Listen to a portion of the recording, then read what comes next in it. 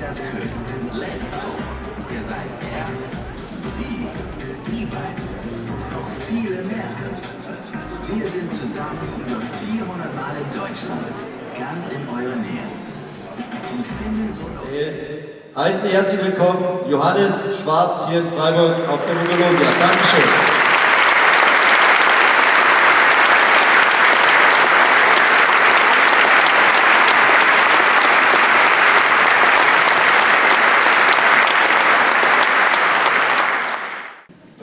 Kilo Technik und dann als Priester natürlich auch alles unterwegs, um die Heilige Messe zu feiern.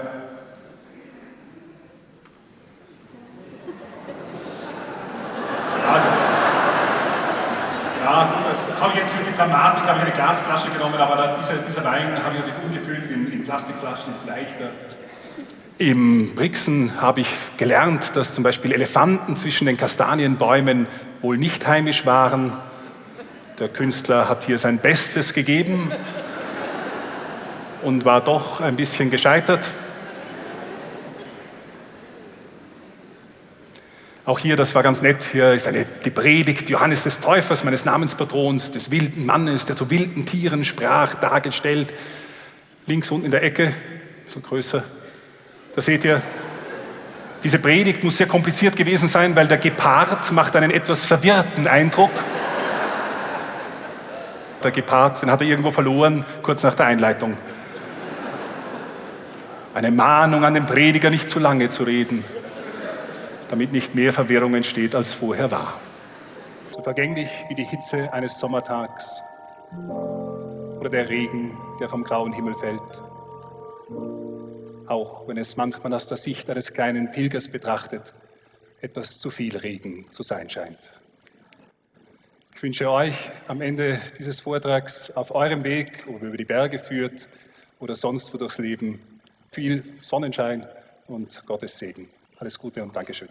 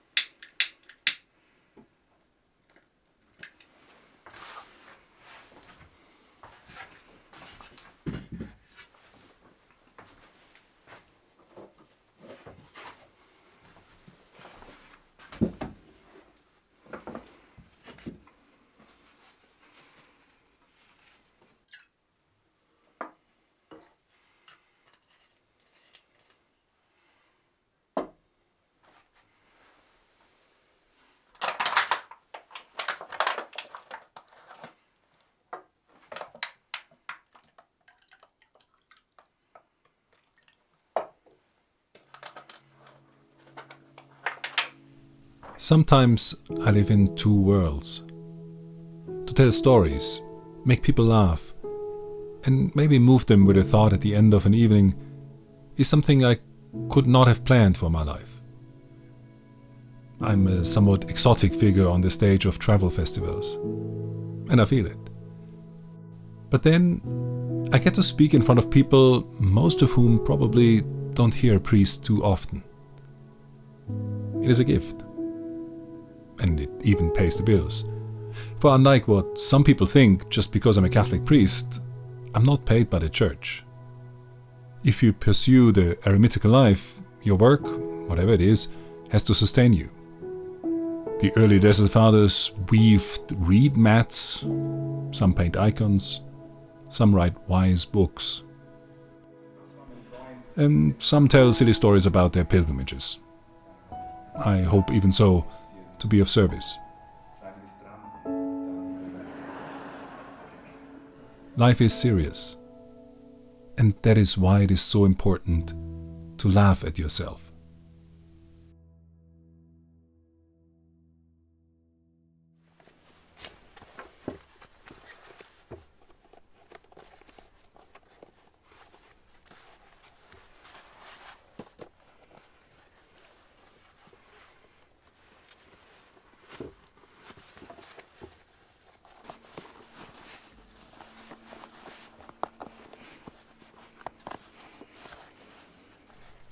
This cold season hasn't been very cold.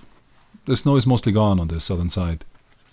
But winter, even a mild one, especially a mild one, is the time to prepare for the next winter.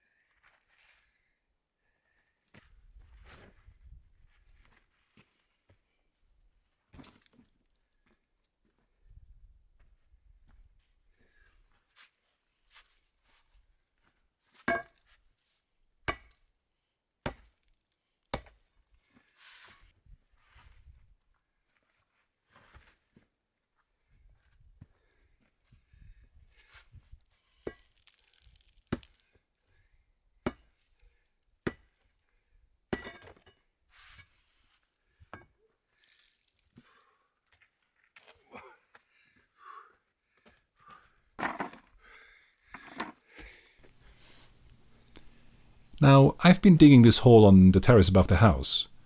It is getting to be a decent hole. In the end, however, I thought I could do an even better hole below the house.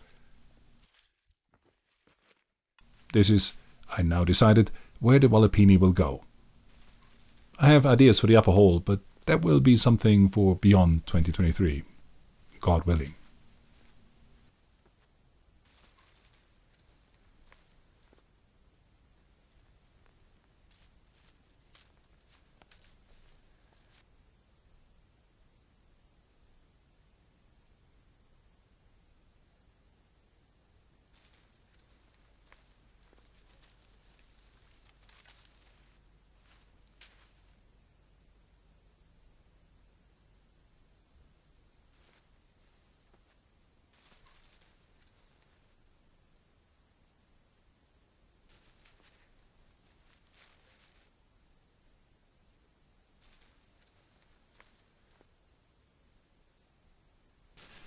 Down here at the lower end of the garden, I used to have potatoes, and from before my time, there was still a row of rather sad raspberries.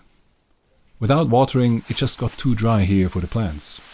I would soon find out why. This patch was basically solid rock covered with a sprinkle of earth. But that is not a super bad thing when you want to build something.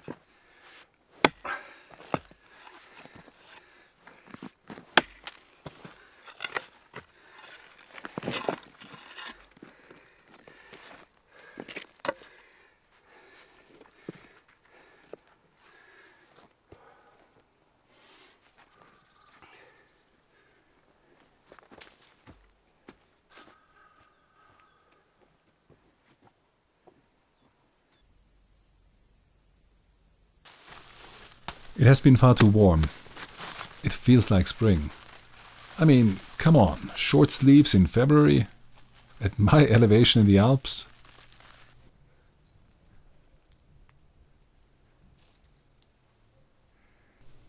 But we all know it is not going to last.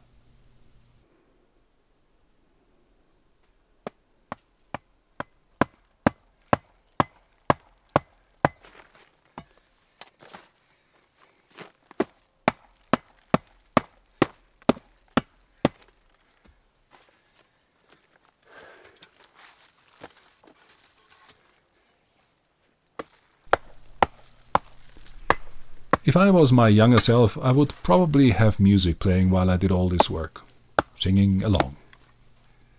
However, I don't listen to that much music anymore. I still have opinions. For example, 80s Bob Dylan is not peak Bob Dylan. I therefore never owned the 22nd studio album Infidels of the Singing Poet. And in fact, without a talk I recently heard by Bishop Barron, I would have not been aware of a line in the song Joker Man that is as brilliant as it is true. Freedom just around the corner for you, but with the truth so far off, what good will it do? Freedom and truth. Now there's a pair. How do they relate? This in fact is a very old query, and at the height of the Middle Ages it became a very pertinent one. At least since Plato's dialogue called Euthyphro, philosophy has a written record of the following question. Is something good because God wills it? Or does God will it because it is good? This is sometimes called a dilemma, since for those believing in God, neither option appears attractive. If God determines the goodness of something, then it really is arbitrary. If, however, God willed it because it is good, then there would seem to be a standard beyond God that even He has to submit to. Such a standard would thus be greater than God. To be fair, it is really only a dilemma for the Greek gods, powerful beings who spent their eternal days plotting and interfering with the capture of cities like Troy. It is not a dilemma for a very different kind of being, that is the monotheistic God of Judaism and Christianity. For that God, unlike a Greek God, is not a being at all, but being itself. And according to the most eminent school of thought in Catholic tradition, the good and the true are convertible with being. That is to say, they are fundamentally the same as being, but as related to our faculties of reason and will. The good, then, is simply being as it relates to the will. It is being under the aspect of its desirableness. And thus we can glimpse how there is no dilemma. Something is not good because God wills it. Neither is the good some standard outside God that He is measured by. God, who is the fullness of being, simply wills His own goodness, the goodness that He is. He Himself is the highest good, the summum bonum. There isn't anything He could will beside Himself, as if there was something more desirable. He wills Himself and what corresponds to His being. That is how the dilemma ultimately dissolves. But this proposal was not the only one. In fact, a little after St. Thomas Aquinas had expressed this synthesis of Catholic thought, another current arose. Its theologians felt, however unreasonably under the view we have just described, that God's omnipotence should not be constrained even by His own nature, by His being and goodness. They thought it placed an undue limit on God's power. So they simply affirmed the first part of the dilemma. Something is good because God wills it. This means that if God had wanted, He could have made murder a good deed, and made the fireman who rescues the lives of others a villain. Rape He could have prescribed as a path to holiness, and theft as a virtue. He didn't, but he could have. This current of thought is called voluntarism. It gives primacy to the will, primacy to power. Not the nature of a thing, its being, goodness and truth determine reality, but the sheer act of a will. It is, I would contend, a very problematic view in theology. In fact, from the beginning, it infected much of mainstream Islam, for example. But it did not stay in theology. It became the way we view the world. It shapes our current culture and discussions. Our society values freedom. We underline the importance of the will, which is all great. But we have divorced it from how the world really is, from what really is, from being, truth, goodness, from the nature of things as they are. We have declared our freedom sovereign. I decide not only between cheeseburgers and carrots, but I decide which is good for me. I decide what is true. I can weigh 400 pounds and declare myself healthy. Those who object are fat-shaming bigots. I decide what I am. Anyone who rejects my choice is attacking my freedom. Freedom in this view is about self-creation, self-invention. I create my truth. I create my reality. For example, while demand for litter boxes in schools for those children who identify as cats may be hyperbole exaggeration turned into a hoax, subcultures do indeed exist where people to varying degrees identify as animals. While for most, being a furry is a form of character cosplaying, more than a third, according to data from the International Anthropomorphic Research Project, really identify as partly non-human, which they would claim as their truth, their reality. Gender, lived experiences, mental illness, race, and even science have to pay homage to subjective self-invention. 2 + 2 is not 4. It may be 5 for some people. In fact, it may be racist to claim that it could only be 4. I am what I want to be. I am autonomous, which in Greek means I myself am the measure and law.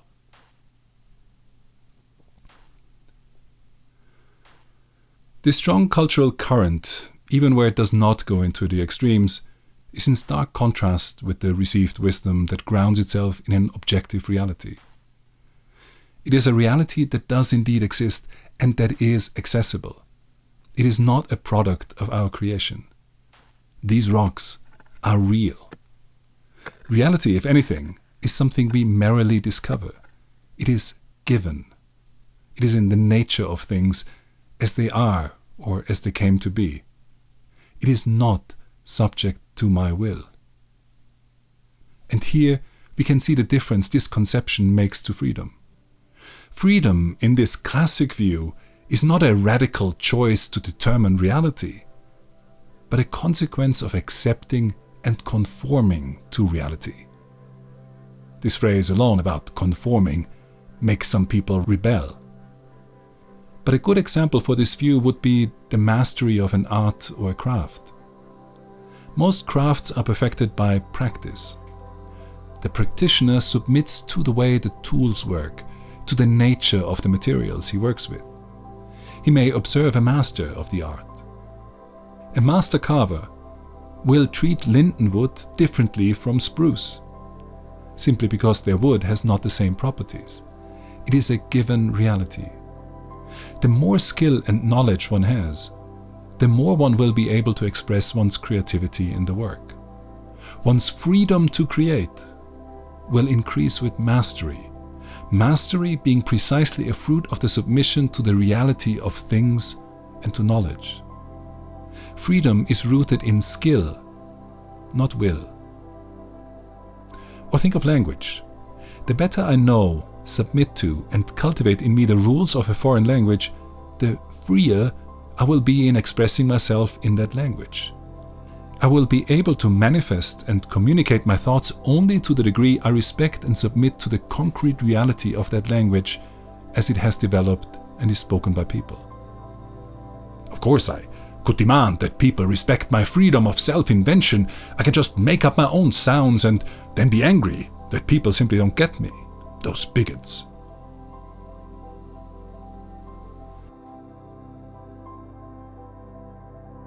These are the two kinds of freedom, as there are two conceptions of God.